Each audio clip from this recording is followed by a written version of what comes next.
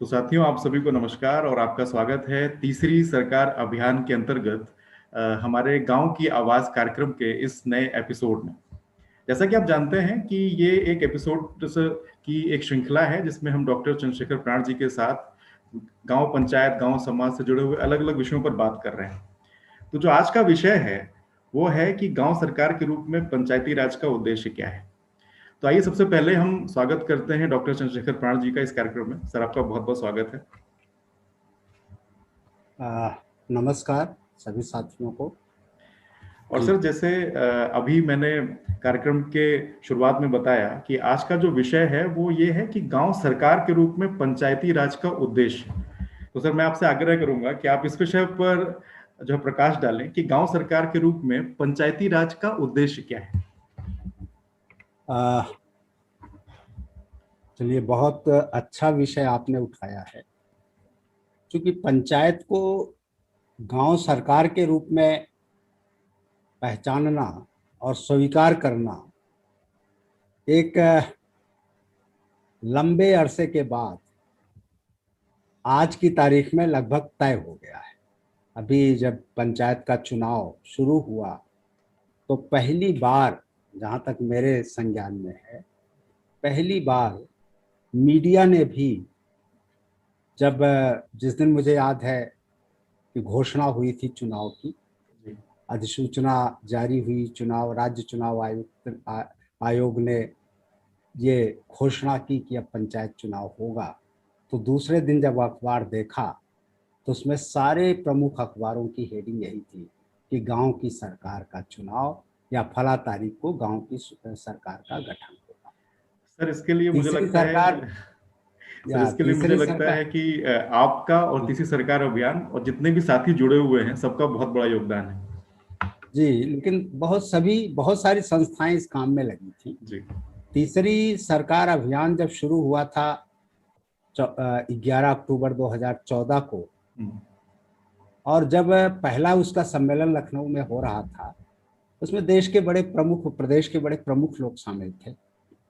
तो ये तीसरी सरकार शब्द भी नहीं पहले से किसी के दिमाग में था, लेकिन चर्चा के दौरान ही निकल के आया कि हम लोग इस पूरे अभियान को, पहले एक ही कहा गया था कि पंचायतों के संस्थागत विकास का अभियान होगा, तो लोगों ने कहा कि ये तय हुआ कि ये तीसरी सरकार अभियान के नाम से चलाया जाए और पंचायत भी एक सरकार है, तीसरी सरकार है, इसको स्थापित किया जाए।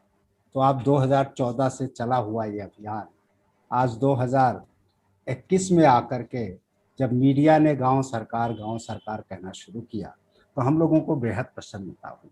लगा कि इसमें जरूर थोड़ा बहुत योगदान हम लोगों का भी है, इसलिए प्रसन्नता हुई थी।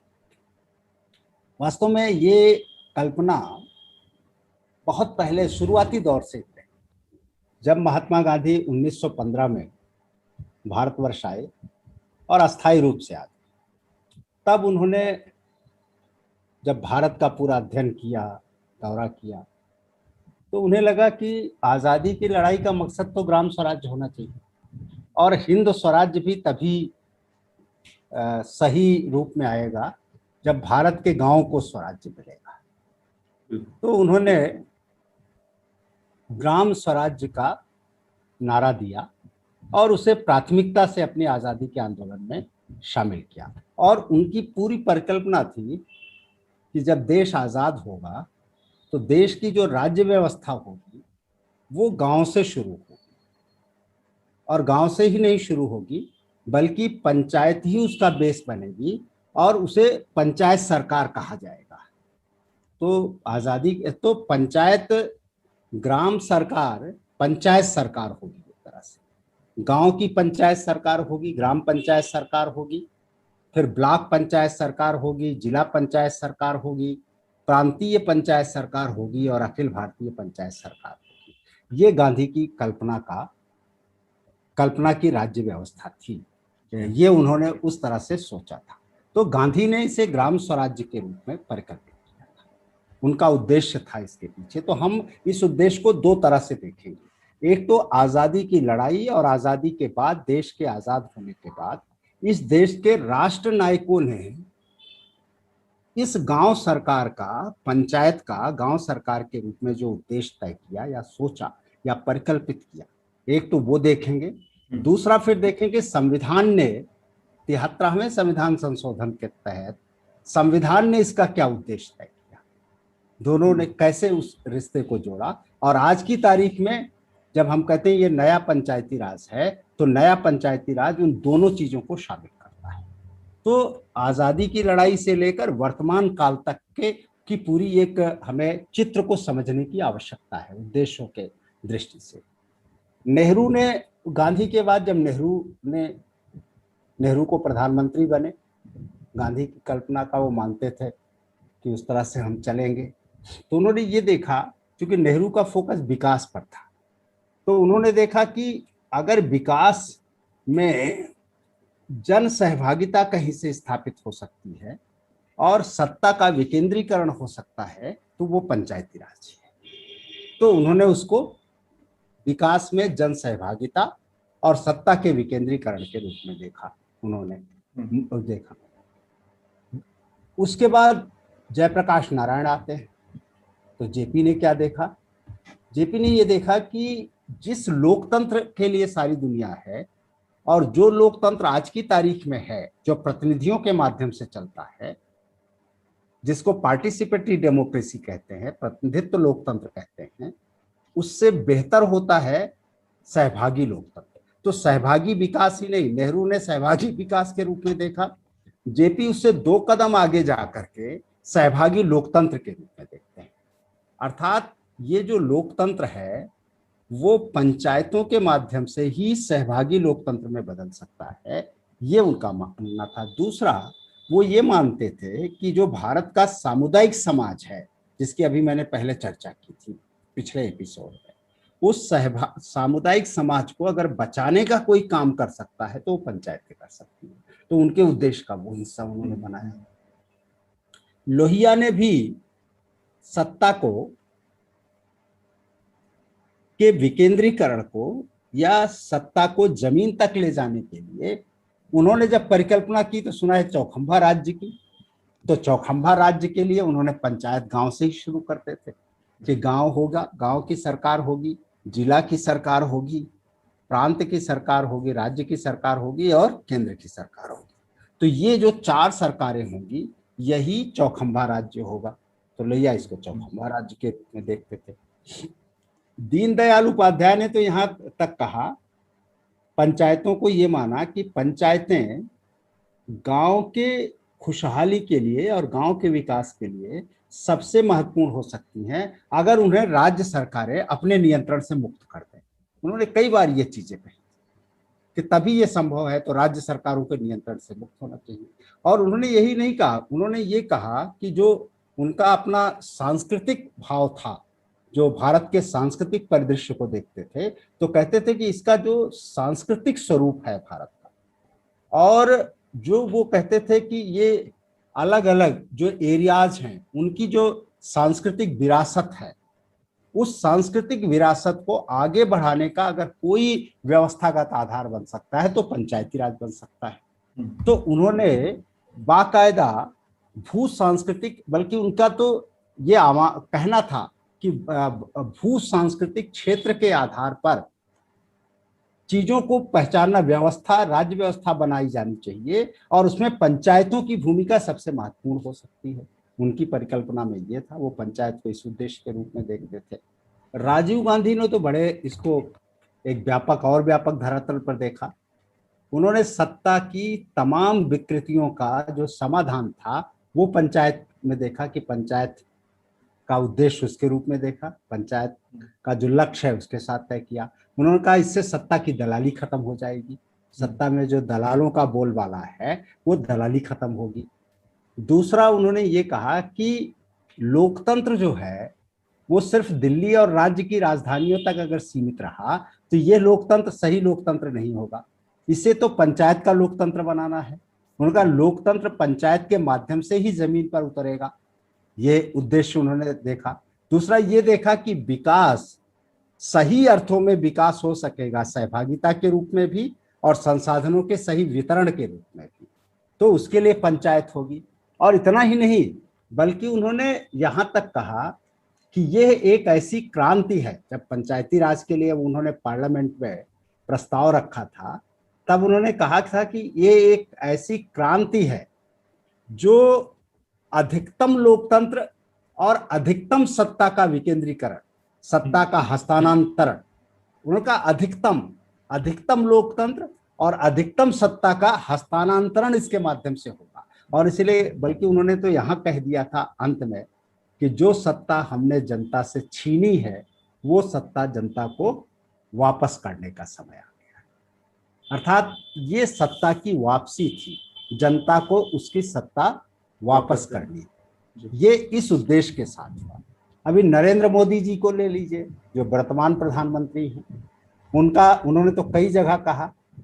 उन्होंने तो जब मुख्यमंत्री थे गुजरात के, तो कहते थे ये पंचायतों का जो हमारा ग्राम सचिवालय है, हम चाहते हैं ऐसा बन जाए कि सारी समस्याओं के समाधान वहां चुटकी बजाते खत्म हो जाए।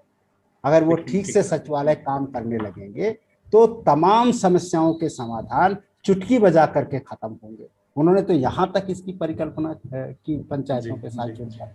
उनका ये कहना है कि ये जो संसद है, संसद से कम महत्वपूर्ण गांव की संसद अर्थात ग्राम सभा, ये उन्हीं का वाक्य है कि देश की जो दिल्ली की संसद है, देश की संसद है, उससे कम महत्वपूर्ण नहीं है गांव की संसद अर्थात ग्राम सभा। तो ग्राम सभा को ग्राम संसद के रूप में चिन्हित करते हुए वर्तमान प्रधानमंत्री भी यह मानते हैं कि यह सबसे महत्वपूर्ण है। सबने इसको माना। तो ये सबने, इन राष्ट्र नायकों ने जो उद्देश्य इसके पीछे देखा, और विनोबा जी ने तो पूरी तरह से ये माना था भारत की सांस्कृतिक धरातल को दृष्टि में रख करके कि भारत की संस्कृति जो संबंधों पर परिवार संस्कृति कही जाती है दुनिया में, अगर उस परिवार संस्कृति को, गांव को एक परिवार के रूप में विकसित करना है तो उसके लिए पंचायत है।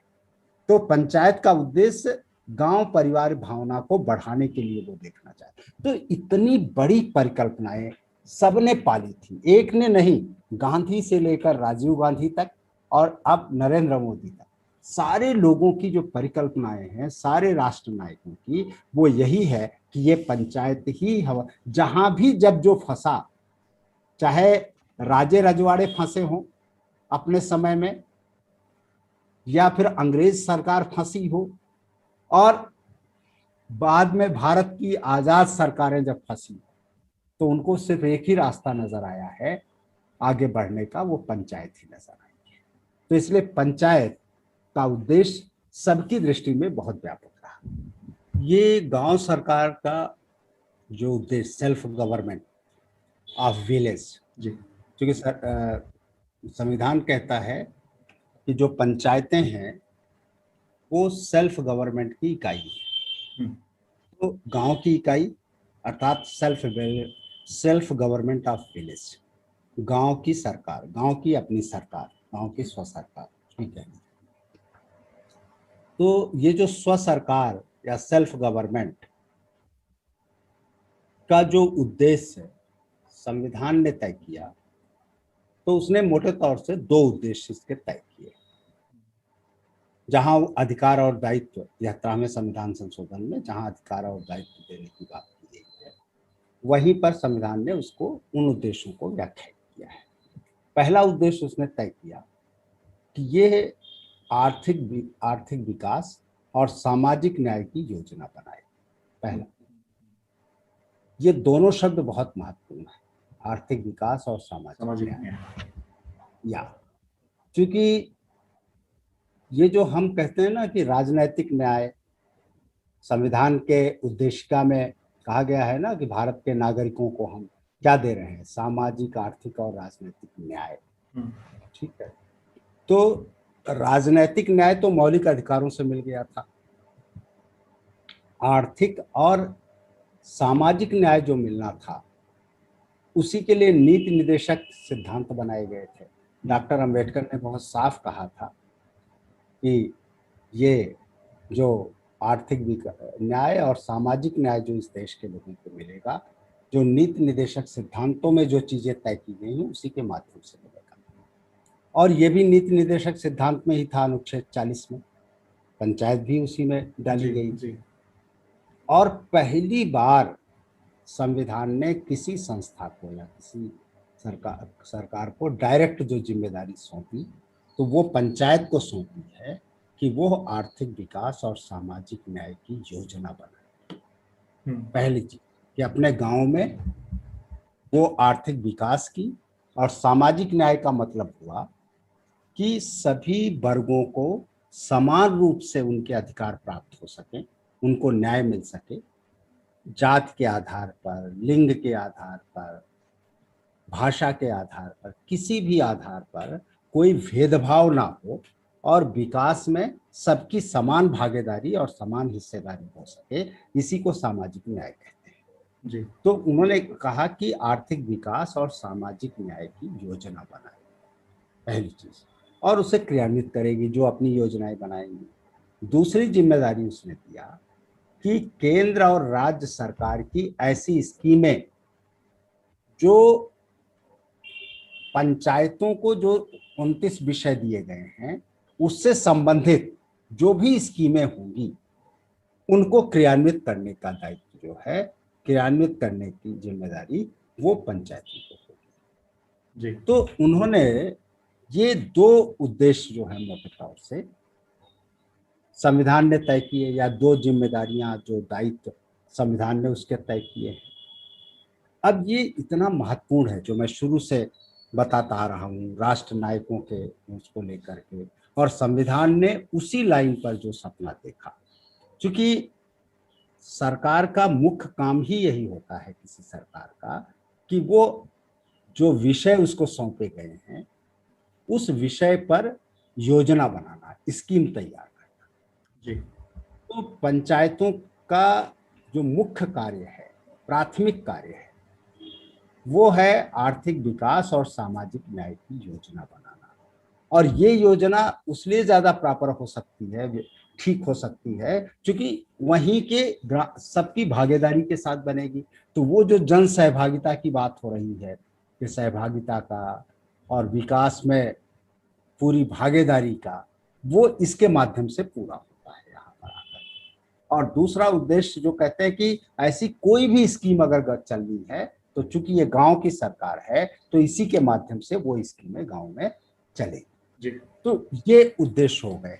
तो जो पंचायत का उद्देश्य तय किया गया वो एक बहुत व्यापक तय किया गया। इसीलिए पंचायत के कामों में सिर्फ निर्माण कार्य नहीं है बल्कि मानव विकास का और सामाजिक विकास का।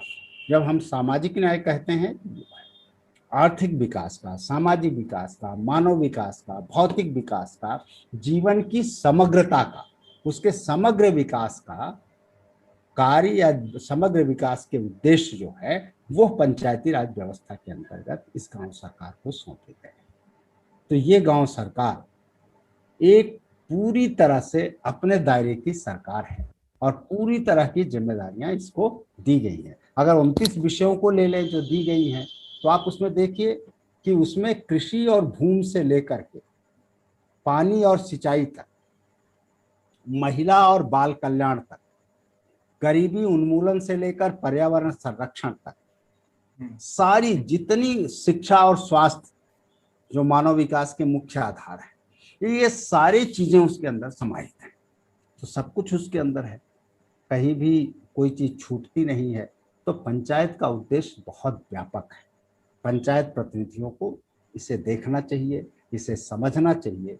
और जब पंचायत प्रतिनिधि और गांव के लोग, जो गांव का वयस्क नागरिक है, जो ग्राम सभा के रूप में जिसकी खुद की सरकार है, वो जब इसको ठीक से समझेगा तभी जाकर के एक व्यापक आधार बनेगा और पंचायत सही अर्थों में इस देश के लिए सच्ची आज़ादी और सच्चे लोकतंत्र का आधार बन पाएगी।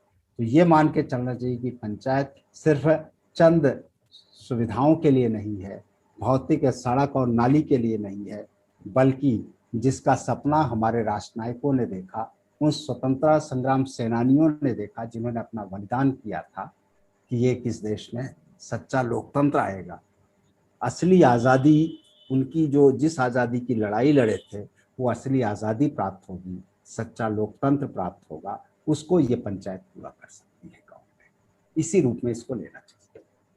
जी सर, जैसा कि अभी आपने बताया, अगर मैं एक शब्द में कहूँ तो गांव का समग्र विकास ही पंचायती राज का उद्देश्य है, क्योंकि कोई भी ऐसा विकास का दायरा नहीं बचता है जो उसके उद्देश्य में ना आता। एक मेरा छोटा सा सवाल, लेकिन एक चीज और, सिर्फ विकास ही नहीं, जी जी गांव का स्वशासन भी। जी जी जी, क्योंकि स्वशासन और बिना विकास। बिना स्वशासन के विकास संभव ही नहीं है। जी हाँ। अगर हम ये कहते तो अंग्रेज भी तो विकास कर रहे थे ना, बहुत किया था हम्म, उन्होंने। जी तो उसमें था कि सही विकास तभी होगा जब अपना शासन होगा, अर्थात देश में अपना राज्य होगा, तभी हम देश का सही विकास कर सकेंगे। ठीक उसी तरह गांव में जब गांव का राज्य होगा तभी गांव का सही विकास होगा। तो पंचायत सिर्फ विकास अकेले नहीं है, पंचायत के माध्यम से सेल्फ गवर्नमेंट है, जी स्वशासन उसके माध्यम से आता है, और वही स्वशासन विकास का आधार बनेगा। तो लोगों का नजरिया साफ होना चाहिए हाँ। कि पंचायत सिर्फ विकास के लिए नहीं है, वो कोई अकेले विकास की एजेंसी नहीं है, वो सरकार है जो अपने उसको जब स्वराज्य मिलता है, स्वशासन उसका आता है, तो सही विकास होता है।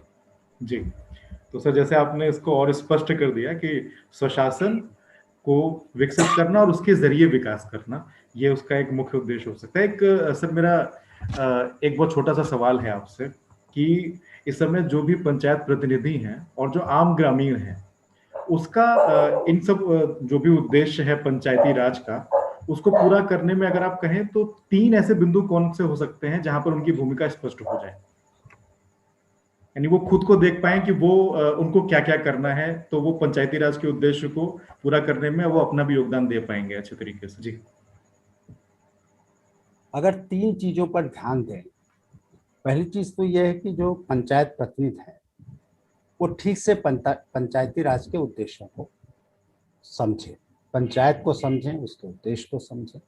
इसके लिए थोड़ा बहुत अध्ययन करना पड़ेगा, उनको समझना पड़ेगा, इसके इसकी व्यापकता को समझें, व्यापक दृष्टि को बनाएं इसके साथ। एक तो ये सबसे जरूरी है पहले, बिना बिना उसकी समझ के तो ये काम नहीं हो सकता। समझ बनानी बहुत जरूरी है। दूसरा कि वो जो ये देख रहे हैं कि बाहर से कुछ स्कीमें आएंगी, बाहर का कुछ आएगा, राज्य सरकार का उसकी स्कीमें, उससे हम कोई बड़ा बदलाव कर लेंगे, ठीक है, उससे होगा, विकास होगा, लेकिन उस दिन गांव खड़ा होगा, गांव के स्वाभिमान को जागृत करना पड़ेगा। और होता ये है कि ये जो ओनरशिप आती है ना, वो मालिकाना हक उनको लेना समझना पड़ेगा, उन्हें गांव का मालिक खुद बनना पड़ेगा। और गांव जब खुद के मालिक पंचायत बनेगी या गांव खुद अपना मालिक बनेगा, दूसरे शब्दों में कहिए तो गांव को अपनी सामर्थ्य, अपनी ताकत और अपने स्वाभिमान को जागृत करना पड़ेगा, और ये पंचायतों को करना पड़ेगा। और इसके लिए सबसे आसान तरीका ये है कि हम अपने स्थानीय संसाधनों के माध्यम से ये देखें। बहुत बड़ा संसाधन स्थानीय होता है, समझ लीजिए, जिस दिन उसको तलाशने लगेंगे उस दिन समझ में आएगा, ठीक है।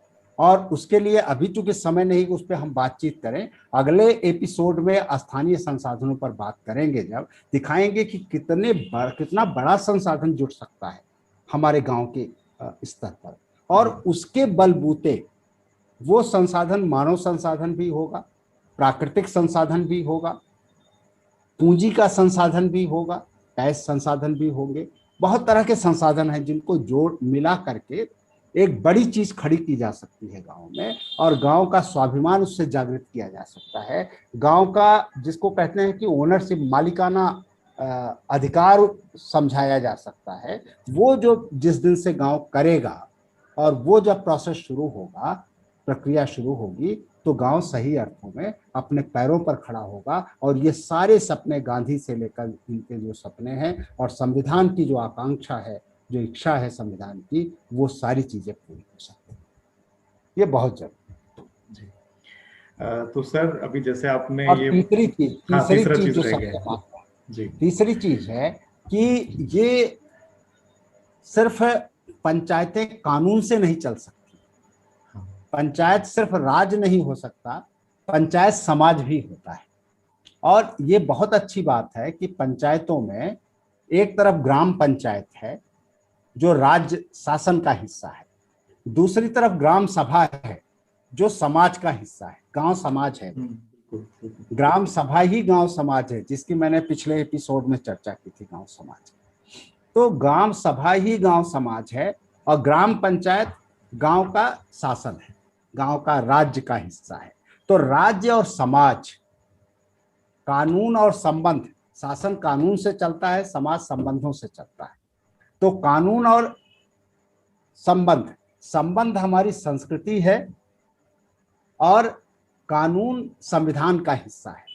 तो संविधान और संस्कृति, तो इन सारी चीजों का मेल मिलाप, अर्थात समाज और राज्य का समन्वय, सामंजस्य, संविधान और संस्कृति का सामंजस्य, सब में आपस में जो भाईचारा पैदा होगा और कानून की एक सही समझ पैदा होगी, उसके साथ जाकर के जब गांव में शुरू होगा तो सही पंचायती राज। और ये पंचायत प्रतिनिधियों को इस नजरिए के साथ पंचायत को देखना चाहिए। जी सर, जैसे अभी आपने ये बहुत अच्छे तरीके से और बहुत ही विस्तार से ये स्पष्ट किया कि गांव सरकार के रूप में पंचायती राज का उद्देश्य क्या होता है। साथ ही जो अभी आखिरी में आपने बात की कि ये सिर्फ जो ऊपर की सरकारें हैं उनकी भूमिका नहीं है, सबसे बड़ी भूमिका गांव के लोगों और जो पंचायत प्रतिनिधि चुन के आए हैं उनकी है कि वो पंचायत राज के उद्देश्यों को पूरा करें। और उनकी जो भूमिका है वो शायद सबसे ज्यादा महत्वपूर्ण भी है। और इससे जुड़ी हुई और क्या क्या चीजें हैं और ग्राम पंचायत के बारे में और कितनी चीजें हैं जो हमको जाननी है, इस पर हम अपने आगे के एपिसोड्स में भी बात करते रहेंगे। तो सर, आज आप इस एपिसोड में आए और आपने इतने अच्छे तरीके से सारी चीजें समझाई, उसके लिए आपका बहुत बहुत धन्यवाद।